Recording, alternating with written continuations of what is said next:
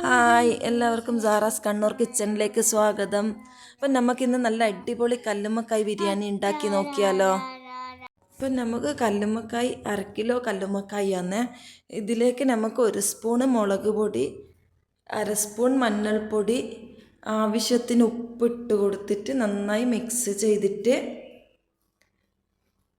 നമുക്കൊരു പാനിലേക്ക് ഇട്ട് കൊടുത്തിട്ട് ഒരു 10 മിനിറ്റ് വരെ ഇതൊന്ന് ഫ്രൈ ചെയ്തെടുക്കാം. 10 മിനിറ്റ് കൊണ്ട് വെന്ത് കിട്ടും.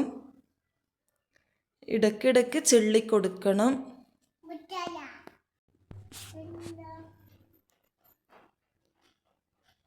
ലോ ഫ്ലെയിമിലിട്ടിട്ട് നമുക്കിത് 10 മിനിറ്റ് വേവിച്ചെടുക്കാം. ഹാഫ് കുക്കായിട്ടുണ്ട്. ഇതൊന്ന് ചെള്ളി കൊടുക്കാം. അപ്പോൾ ഇത് റെഡി ആയിട്ടുണ്ട്. ഞാനിതൊരു കപ്പിലേക്ക് മാറ്റിയിട്ടുണ്ട്. അതേ തവയിൽ തന്നെ നമുക്ക് സവാള വഴറ്റി കൊടുക്കാം. 3 സവാളയാണ് ഞാൻ എടുത്തിന്. കറിവേപ്പിലയും സവാളയും ഒന്ന് ഗോൾഡൻ കളറാകുന്നത് വരെ നമുക്ക് ഫ്രൈ ചെയ്തെടുക്കാം.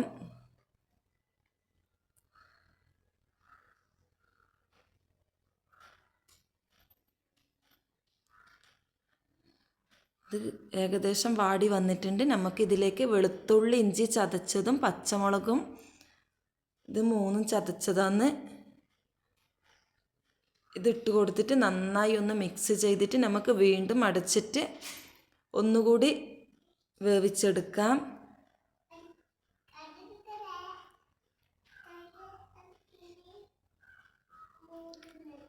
ഇത് നന്നായി വാടി വന്നിട്ടുണ്ട്. നമുക്കിനി ഇതിലേക്ക് അരിഞ്ഞു വെച്ച തക്കാളി ഇട്ട് കൊടുക്കാം. ഒന്നുകൂടി വാട്ടിയെടുക്കാം.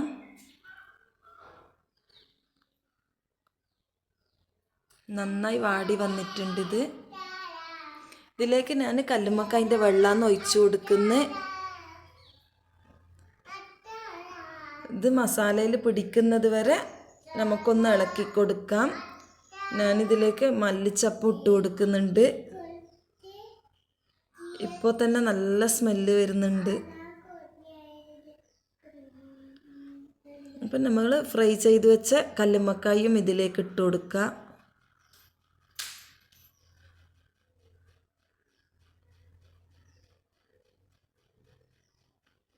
എല്ലാം കൂടി നന്നായി ഒന്ന് മിക്സ് ചെയ്തെടുക്കാം.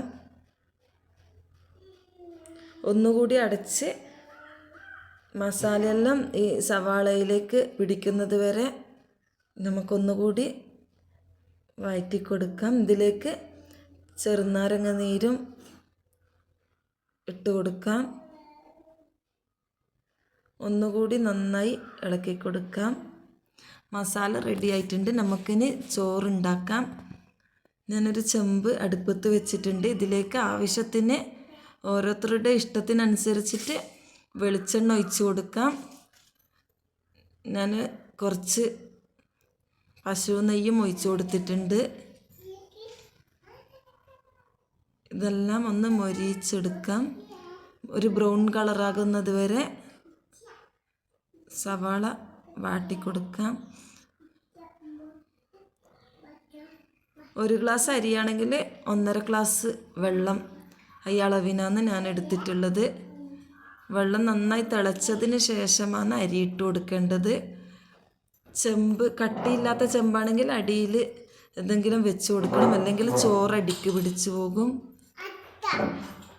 മസാലയിലേക്ക് ഗരം മസാലപ്പൊടി ഇട്ടിട്ട് നന്നായി ഒന്ന് ഇളക്കി കൊടുക്കാം. മസാല റെഡിയായി വന്നിട്ടുണ്ട്. ഇപ്പോൾ ചോറും റെഡി ആയിട്ടുണ്ട്. നമുക്കിതിന് ദമ്മിട്ട് കൊടുക്കാം. മസാല ചെമ്പിൻ്റെ അടിയിൽ തട്ടിക്കൊടുക്കുന്നുണ്ട്. അതൊന്ന് നിരത്തി കൊടുത്തിട്ട് അതിൻ്റെ മുകളിലേക്ക് നമുക്ക് ചോറിട്ട് കൊടുക്കാം.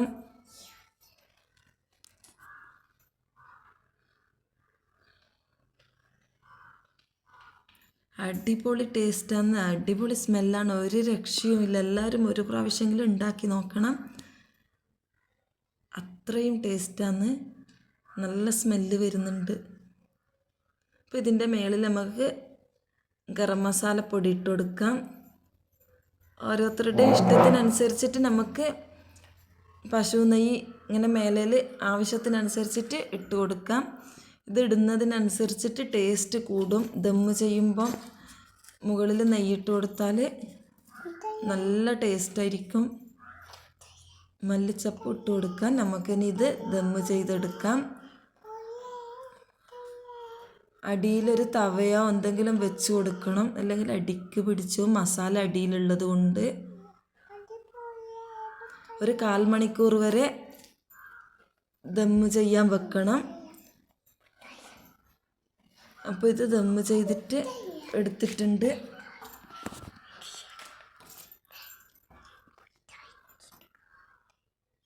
കല്ലുമ്മക്കായ് ബിരിയാണി ഒരു പ്രത്യേക ടേസ്റ്റാണ്. ഞാനിതൊരു പ്ലേറ്റിലേക്ക് സെർവ് ചെയ്തിട്ടുണ്ട്.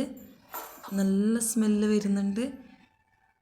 അപ്പോൾ ഇത് ഇഷ്ടപ്പെട്ടിട്ടുണ്ടെങ്കിൽ എല്ലാവരും ഒന്ന് ട്രൈ ചെയ്ത് നോക്കണം. ചാനൽ ഇഷ്ടപ്പെട്ടിട്ടുണ്ടെങ്കിൽ സബ്സ്ക്രൈബ് ചെയ്യാൻ മറക്കല്ലേ. ലൈക്ക് ചെയ്യാനും ഷെയർ ചെയ്യാനും മറക്കല്ലേ. അപ്പം പുതിയ പുതിയ വീഡിയോസുമായി ഇനിയും വരുന്നതാണ്. എല്ലാവരും സപ്പോർട്ട് ചെയ്യണേ. Bye bye.